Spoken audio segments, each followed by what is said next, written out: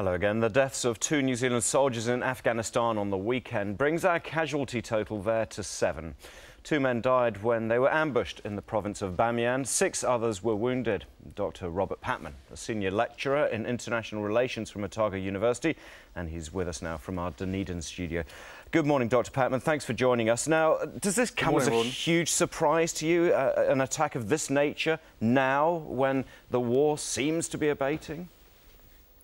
Well, I wouldn't say the war is abating generally. It's just that Bamyan, where the New Zealand provincial reconstruction team have been based, has been very stable in comparison with the rest of the country. But what we do know is that insurgents from outside the province penetrated the province and were responsible for the incident. It was the Taliban, actually, responsible for the incident which occurred, which tragically cost the lives of 2 New Zealand soldiers. We've lost 7 personnel since we've been involved in Afghanistan for almost a decade, which is a pretty good record when you compare it with other nations which have contributed to that troubled part of the world. You talk about how Bamyan, known to be relatively stable, but now with the Taliban coming in with attacks of this sort, is this a slight game change here? I mean, how should we interpret this? I wouldn't necessarily say it's a game change. I think there's a bit of the Taliban testing out the post-NATO withdrawal scenario, if you see what I mean, Rawdon. The Taliban want to know how the local security forces are performing, and of course they're being advised and supported, indeed coached, by the New Zealanders. And the Americans are also present in Bamyan as well. So I think there's a bit of testing of the water here going on. But the details of the actual incident are still a little bit murky at the moment, so we have to be a little bit, careful in our comments. How popular are our troops, as a rule, and the Western troops in general, in Bamyan?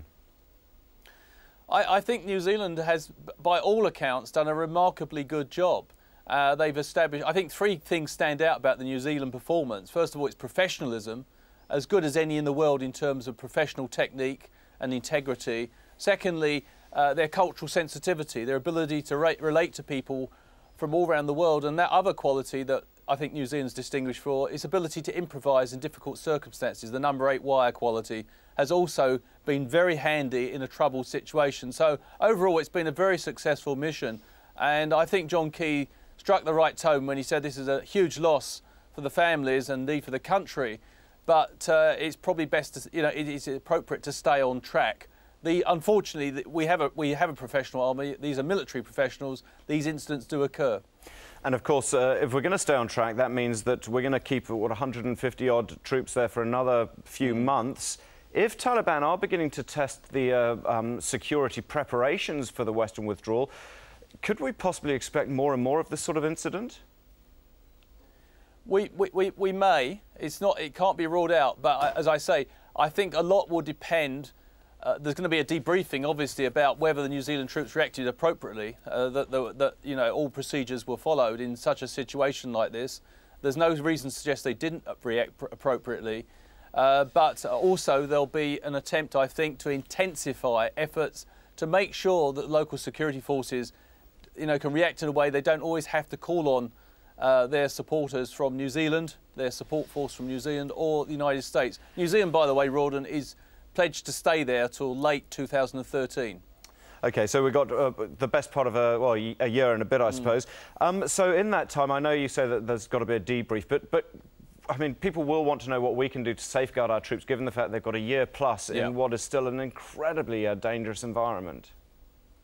It is a very dangerous environment, but overall, New Zealand and all the other contributors to the international presence, there's 130,000 international troops in Afghanistan. All the indications are that they have made remarkable progress, that presence, the international presence, in training the local security Afghan forces. And talking to someone in the New Zealand Defence Force only a little while ago, saying there's a marked difference just in the last 12 months between the professionalism of the Afghan security forces now than 12 months ago. OK, thank you very much indeed, Dr. Robert Patman from Dunedin. And Rawdon will be speaking with the Prime Minister after the 7 o'clock news, which is coming up. So let's have a look at your traffic cams.